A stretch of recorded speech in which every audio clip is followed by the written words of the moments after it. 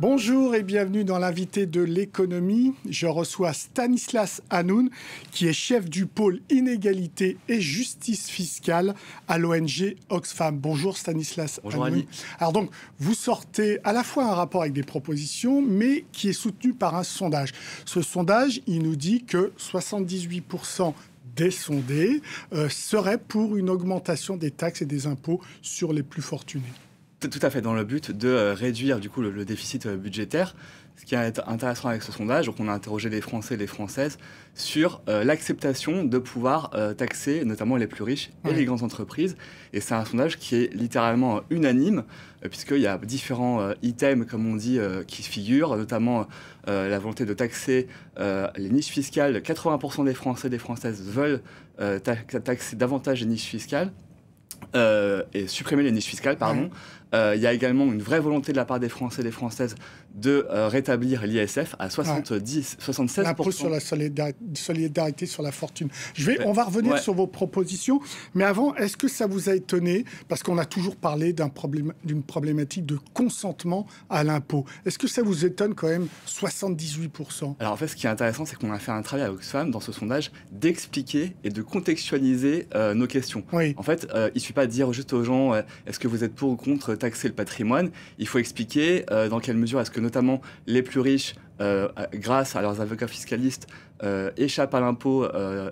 Et donc dans ce sondage-là, ce qui est intéressant de voir, c'est que d'une part, quand on explique aux Français et quand on leur montre un peu les enjeux, ils ont une meilleure acceptation de l'impôt. Et d'autre part, ce qui est aussi intéressant en termes de conclusion, c'est que la totalité des gens, quels que soient les bords politiques et quel que soit le niveau de revenu, l'adhésion est vraiment massive à toutes les questions auxquelles qu'on a posées. Pourtant, on est un des pays où les prélèvements obligatoires, les taxes, les impôts, la TVA, etc., est l'un des plus élevés au monde. En fait, à Oxfam, ce qu'on dénonce, c'est pas du tout la fiscalité qui est relative aux classes moyennes. Nous, vraiment, ce qui est vraiment un facteur d'inégalité, c'est la façon dont les ultra-riches échappent à l'impôt grâce à énormément d'exonérations fiscales. On pourra y revenir dans différentes choses. Le pacte du trail, par exemple, pour la partie fiscalité des héritages. Et donc, on veut, et d'ailleurs à une certaine mesure, pour les 0,02% des milliardaires français, l'impôt devient régressif, alors que le système fiscal français est progressif. Et donc, il y a plein de choses à gommer dans le système fiscal français actuel. Donc, je reviens sur ce chiffre quand même de 78% pour l'augmentation.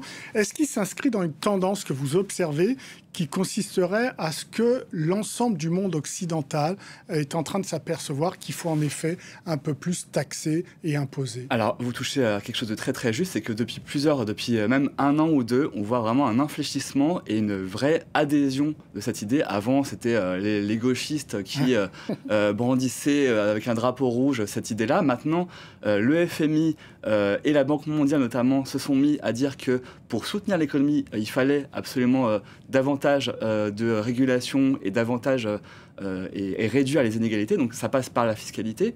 Il y a également, même au sein de la majorité présidentielle, il y a eu quelques voix qui se sont levées il y a quelques mois pour dire qu'il était quand même temps de réduire un petit peu la voilure et de taxer davantage les ultra-riches et les multinationales. Le gouverneur de la Banque de France. Exactement, pas plus tard que la semaine dernière. Donc, on voit maintenant, avant on passait par rapport pour des extrémistes, maintenant on voit bien que c'est devenu une nécessité. Pourquoi? Parce qu'on voit bien que les Français et les Françaises qui souffrent le plus avec le pouvoir d'achat depuis 2 ans, notamment, qui s'est quand même considérablement affaibli, avec également des vraies inégalités, les étudiants qui font la queue dans les banques alimentaires.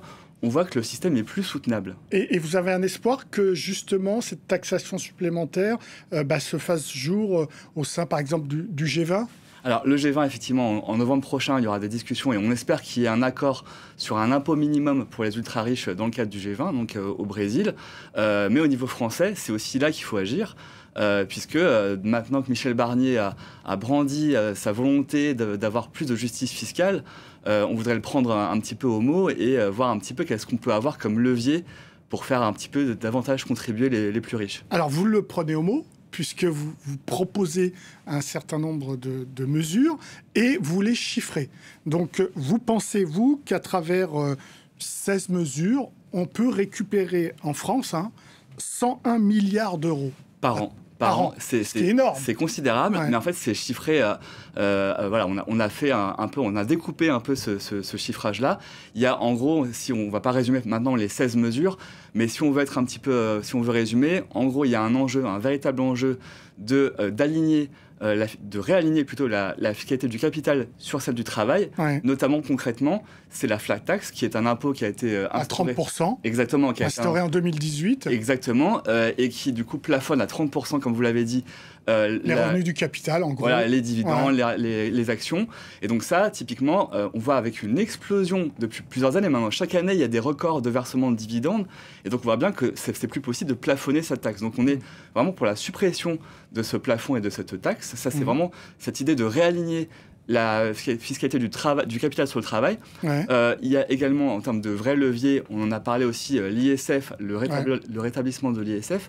Nous, on est pour un rétablissement de l'ISF en gommant quelques exonérations qu'il y avait pu avoir sous François Hollande et en rajoutant un enjeu climatique, puisque, en gros, ce qu'on propose à Oxfam, c'est de faire un ISF climatique qui consiste à faire un système de bonus-malus en fonction de l'empreinte carbone des actifs financiers qui sont détenus par les 10 plus riches. De façon à ce que, voilà, si donc vous rétablissez l'ISF et en plus vous ajoutez un ISF climatique. En fait, on adosse à cet ISF avec une dimension de bonus-malus sur l'empreinte carbone des actifs.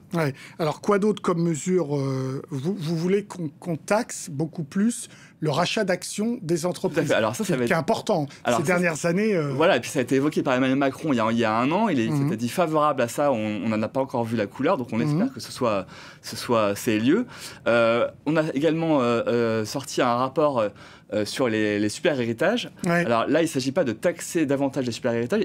Il s'agit simplement de dire que les super-héritiers échappent considérablement à l'impôt, puisqu'ils payent 10% d'impôts sur les successions, alors que même que les Français moyens, entre guillemets, payent 45%. Grâce notamment à un grand nombre d'exonérations et de niches fiscales, comme le pacte du Trail, qui était un système qui garantit, qui est favorable aux PME et aux TPE, parce que du coup, ça permet de transmettre des parts de l'entreprise et des actions.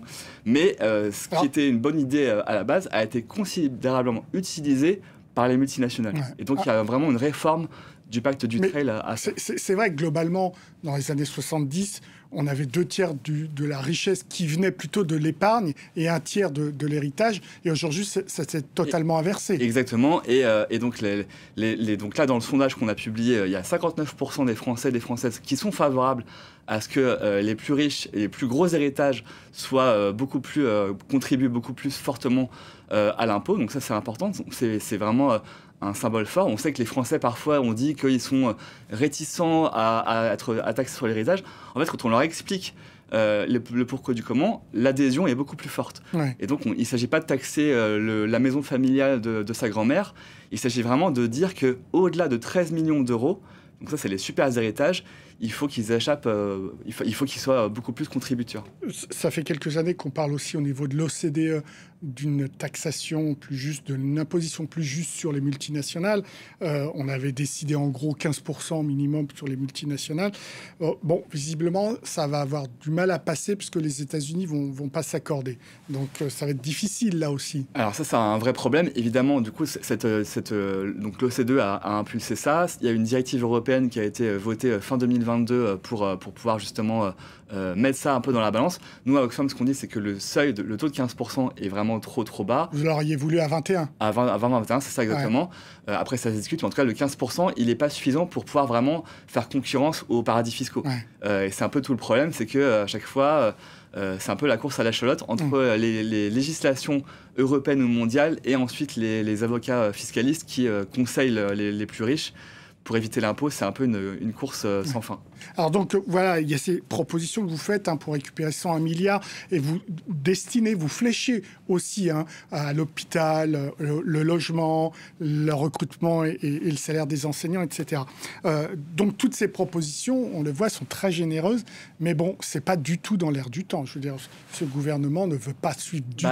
Justement, il y a une petite inflexion. Là, on voit avec Michel Barnier qui prône la justice fiscale, ce qui n'est quand même pas arrivé, c'est un peu le monde à l'envers. c'est un peu le multiverse. Mais vous n'êtes pas naïf, il va pas prendre les 16 mesures. Évidemment, mais l'idée avec à la fois ce sondage, mais également ce chiffrage qu'on sort, c'est à la fois d'impulser les discussions parlementaires dans le cadre du projet de loi de finances 2025 qui vont avoir lieu bientôt, et également de pouvoir mettre un peu l'opinion publique à témoin, en leur disant, voilà, il y a une adhésion de l'opinion publique, des Français, des Françaises. Maintenant, il faut que les parlementaires se saisissent de ces propositions, de ces 16 mesures, afin de faire réfléchir le gouvernement. Ouais, vous voulez nourrir le débat. Ce qui m'a surpris, moi, en lisant vos 16 propositions, c'est que je n'ai pas vu de proposition sur le renforcement de la traque à l'évasion et à la fraude fiscale. Alors, là, d'après ce qu'on nous dit dans les études, ça pourrait rapporter déjà pratiquement près de 80 milliards. Alors, effectivement, vous avez tout à fait raison, c'est exact. On estime que l'évasion fiscale, chaque année, on perd, comme vous le dites, entre 80 et voire 100 milliards d'euros par an. Donc, c'est considérable. Malheureusement, les services de Bercy, alors c'est un peu plus performant parce que maintenant, il y a davantage d'échanges entre les pays pour traquer un petit peu ça. Donc, il y a quand même des efforts qui ont été faits, qu'on salue d'ailleurs. Malgré tout, c'est toujours pareil avec les avocats fiscalistes qui font un peu la course au moins-disant fiscal pour leurs clients. Ça figure pas, mais c'est évidemment un des gros leviers, comme vous le dites, pour récupérer de l'argent. Et c'est aussi quelque chose qu'il faut suivre avec beaucoup d'intérêt. Merci beaucoup Stanislas Saliou pour vos réponses.